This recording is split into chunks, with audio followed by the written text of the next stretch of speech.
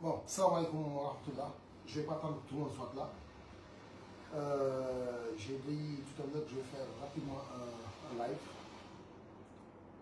sur un sujet qui me paraît des plus importants. Le live, je le ferai d'abord en français et il y aura une partie en soninké. Je vais aussi essayer de parler dans les autres langues. Voilà. À mes côtés, il y a Lassana et Sidi. Vous savez tout à l'heure pourquoi est-ce qu'ils sont là. Bon. Je ne sais même pas par où commencer. Je vais juste vous dire que je suis excédé. Excédé par la façon de faire dans ce pays. Moi, Youssouf Dramane Kamara, soit je suis mauritanien, je suis chez moi en Mauritanie, ou je ne le suis pas, qu'on me le dise. Et en ce moment, moi et les gens qui sont comme moi sauront comment agir en conséquence. J'ai été interpellé il y a de cela une dizaine de jours par une femme. Une femme du nom de qu'on appelle communément Diara Sissoko, connue à l'état civil sous le nom de Gedaha Khassou Sissoko, qui habite au 6e. Elle m'avait interpellé. Pourquoi? Parce que j'ai de l'aide. Parce que son enfant avait été arrêté par la police et il y avait passé 2 nuits.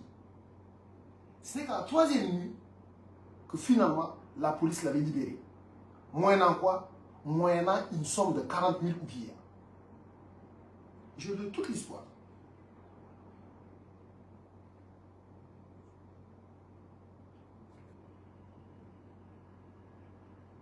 Diara Sissoko avait eu mon numéro grâce par l'intermédiaire d'une cousine qui lui a dit contacte telle personne peut-être pour t'aider.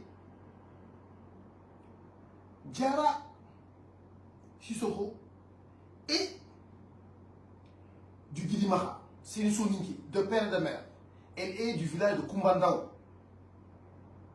Kumbandao qui se trouve au Guidimaha. Elle est mariée à Sidi Traoré, qui est présentement à Kumbandao, qui a à peu près 70 ans. Entre 60 et 70 ans. Gedaha a 10 enfants. Machallah. 5 garçons et 5 filles. Des 5 garçons et des 5 filles, aucun d'entre eux n'est recensé. Aucun d'entre eux n'a un document d'état civil. Pourtant, Gedaha a ce document d'état civil. Gedaha est même grande-mère. Parce que certains de ses enfants, notamment une de ses filles quand même, je sais qu'une de ses filles a 2 filles. Et cette fille n'est pas recensée, aucun de ses enfants n'est recensé. Donc je vous disais, il y a de cela, j'ai oublié la date, c'était exactement le 22 juin. Diara m'avait contacté pour me parler de son désarroi. Parce que son fils avait été arrêté par le commissariat de police qui se trouve à Darbeida. Et ils n'ont pu sortir le garçon au bout de 2 jours parce qu'il n'a pas de document d'état civil qu'en ayant payé la somme de 40 000 oubliés. On est mauritanien, on est dans notre pays. On empêche certains de nos frères d'avoir le document d'état civil. Et quand ils sont arrêtés, la police corrompue de la Mauritanie, cette police où il y a des bandits, des voleurs, des criminels, des tortionnaires, des assassins, cette police a réclamé à Gedaha 40 000 oukiya. Vous savez ce que 40 000 représente pour Gedaha? C'est son salaire d'1 mois. C'est le salaire de cette dame pour 1 mois. Aujourd'hui, elle ne sait plus à qui se vouer. Aujourd'hui, elle est dans le désarroi. Parce que ces garçons n'osent même plus sortir, ces enfants n'osent même plus sortir. Salam alaikum. Je m'adresse à Mohamed Boucher Khazouani, président de la Mauritanie. Je m'adresse à son premier ministre, Mokhtar Ndjaye. Je m'adresse à son ministre de l'Intérieur pour leur dire, trop c'est trop. On a atteint une ligne rouge pour ne pas une ligne noire.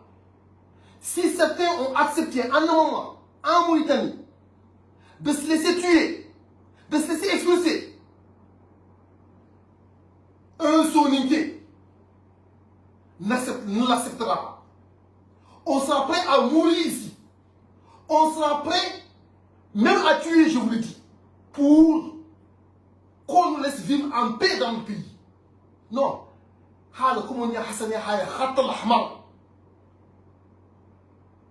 Trop c'est trop. Trop c'est trop.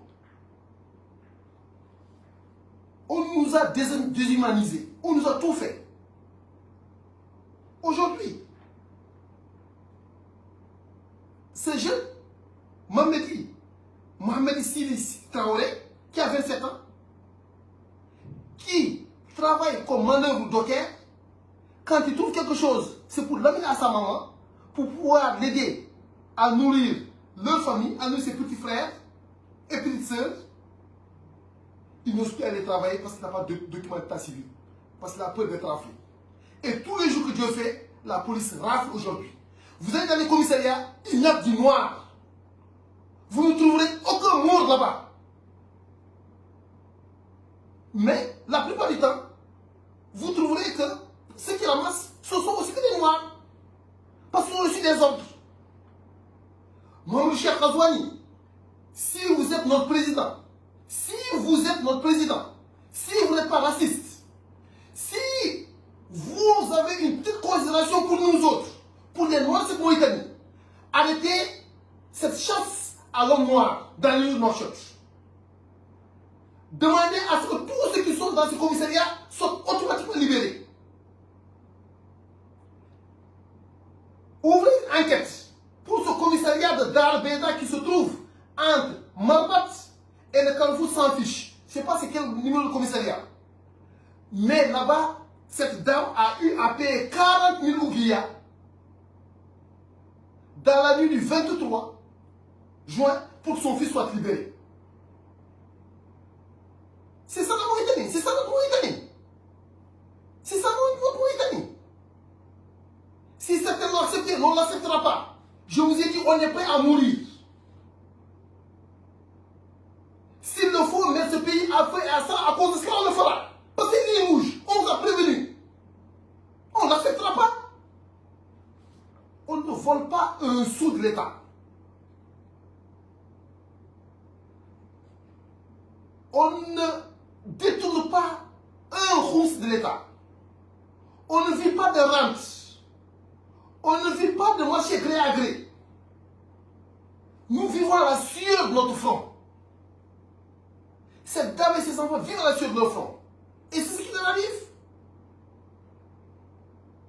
En tout cas, ce problème, réglez-le. Sachez comment le régler.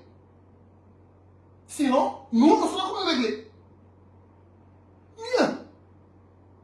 Au moment où je vous parle, je suis à côté, à ma droite ici, il y a Siri Bilal Silibé.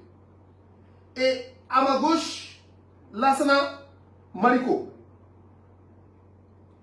Qui, depuis maintenant 48 heures, sont à la recherche de leur petit frère, qui était sorti de chez eux, à Basra, pour aller à Alébus. Il prend une voiture pour aller rejoindre son travail. Il a été arrêté là-bas par les forces de l'ordre. Comme quoi, il ne détenait pas de documents. C'est un soninké comme moi. Je ne suis pas plus mauritanien que lui. Vous n'êtes pas plus mauritanien que lui. Jusqu'aujourd'hui, sa famille ne sait pas où est-ce qu'il se trouve. Il doit amener. Je vais laisser ses frères eux-mêmes dire ce qu'ils vivent actuellement. Ils sont à sa recherche. Pourquoi? Parce qu'il n'a pas de document d'état civil. D'ailleurs, il avait cessé d'aller travailler quand les rafles ont commencé. Parce qu'il ne détenait pas de pièce d'état civil. C'est le seul membre de sa famille qui n'en détient pas. Il a des petits frères, des grands frères qui en ont, mais lui n'en a pas. Il n'a pas pu. Ils ont tout fait. Ils n'ont pas pu. Je vais les laisser eux-mêmes s'exprimer. Dire comment ça s'est passé. Le dire en soninké. C'est la langue qu'ils comprennent. Débrouillez-vous pour comprendre ce qu'ils ont dit. Parce qu'ils le disent dans une langue qui est une langue de la Mauritanie. En tout cas, débrouillez-vous aussi pour que demain, que ce garçon du nom de Bilal, de Moussa Bilal Silvé, qu'il retourne chez lui auprès de sa maman qui est malade. Il le faut. Parce que trop c'est trop. Nous ne l'accepterons pas. Je vous ai dit, si certains l'acceptent, nous ne l'accepterons pas.